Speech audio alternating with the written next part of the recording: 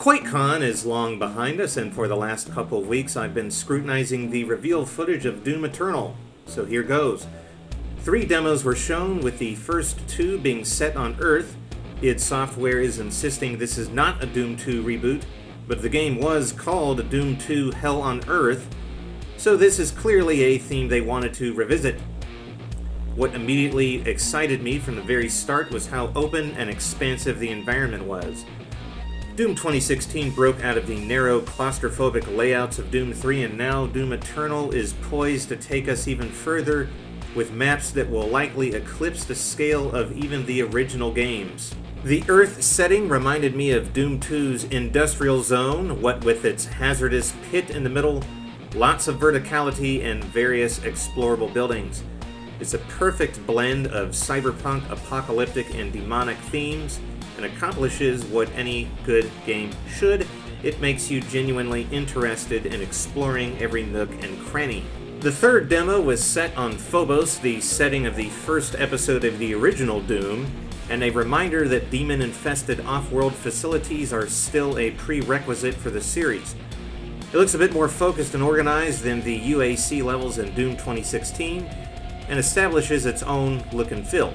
Some fairly standard corridor sections gave way to a massive outdoor area that once again suggested that this time around, you'll have bigger playgrounds to bounce around in. This is all emphasized by the new movement mechanics, of which I spotted 3. There's a dash that quickly propels the player forward, backward, or side to side, and at one point it looked like there was a double dash in midair, really suggesting that id wants to move forward with swift movement, which has always been one of the core fundamentals of any Doom game. The lack of strong movement is one of Doom 3's core failings, as it was an intentionally slow game featuring an underpowered player. Secondly is the climbing mechanic, which was briefly shown just once, and it's pretty clear that only specific surfaces will trigger it. Thirdly is the meat hook, a weapon mod for the super shotgun. It fires a grappling hook that pierces enemies, then catapults you toward them, ensuring point-blank range combat.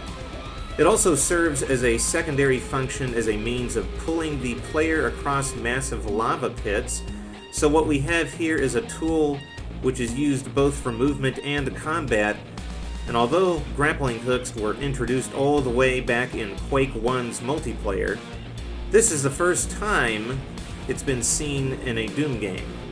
Combat is shaping up to be a more engaging experience than ever. Another first that was shown here was gradual enemy damage, to the point that the Mancubus and Arachnotrons could have their weapons blown off, something I've always wanted to see, and which adds a new layer of strategy to fights.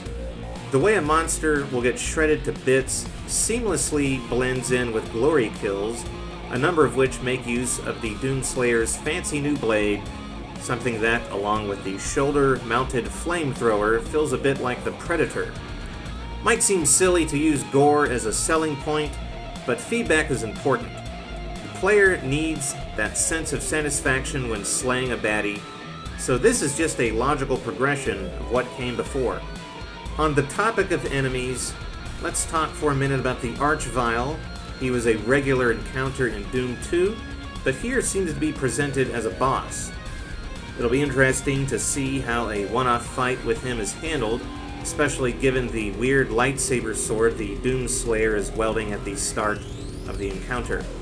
So the weapons all looked plenty fun, and in particular I'm curious about that aforementioned flamethrower, but really the only new primary weapon that was shown was the Ballista, an analog of the Gauss cannon or Quake-style railgun. Getting the snap map, it's not entirely clear how id will manage modding, but it probably won't happen with this game. It's instead getting single-player DLC, something many fans wanted with Doom 2016.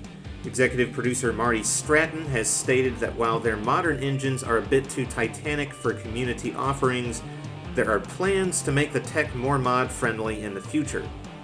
What this means is not exactly clear, but a Doom Eternal sequel is likely, and would probably serve as testing grounds for a new incarnation of SnapMap. Multiplayer, on the other hand, will be present, but details are scarce. Not much is known other than the fact that it will be developed in-house, a very humbling response to the criticism that Doom 2016 multiplayer was a little lukewarm. There's also another multiplayer mode called Invasions, in which players can invade a single-player campaign as a demon. This idea sounds fun, but it begs the question, will there be co-op? Lastly, I wanted to talk about aesthetics and sound design. Art direction here is as detailed and varied as it's ever been, feeling like a compilation of ideas from the entire franchise. Classic enemies such as the Imp, Mancubus, Archvile, Pain Elemental, and others are very literal interpretations of their 2D counterparts, while the Arachnotron and some of the concept art evoked a bit of Doom 64. We can also see shades of Doom 3 in the more cramped sections of Phobos, and of course the game as a whole is a progression of Doom 2016's look, which itself was something of a mix of old and new. For all its disparate influences, demonic, cyberpunk, heavy metal, archaic, everything comes together nicely. Id has always had unique-looking games, and this is no exception. I won't say much about sound design. What we were shown was very noisy and busy, so constructive criticism can't really go beyond "it's very loud." The weapons were punchy, the enemies growl nicely, everything is really crisp. It doesn't seem to have any of those weird volume artifact problems that initially plagued Doom 2016, and the former human/possessed characters are not nearly as overpowering or annoying as they were before. If anything, the mix might be a bit too even, as I'd really like to hear some punchier noises with the guns and explosions. Music is once again being composed by Mick Gordon, who handled the soundtrack last time and has also provided the score for the recent Wolfenstein sequels. Once again, with the demo being so loud and noisy, it was hard to get an impression, but it sounds very much in line with Mick's distinct industrial metal leanings. I imagine we'll get a handful of references to classic tunes, and I would not mind hearing Mick's take on the second half of Doom 2's Underhalls.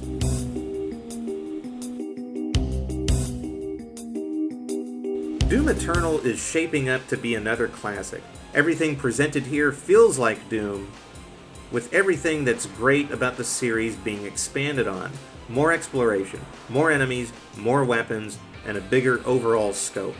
Even the story, which for Doom has never traditionally mattered too much, has me intrigued, especially given the imaginative concept art.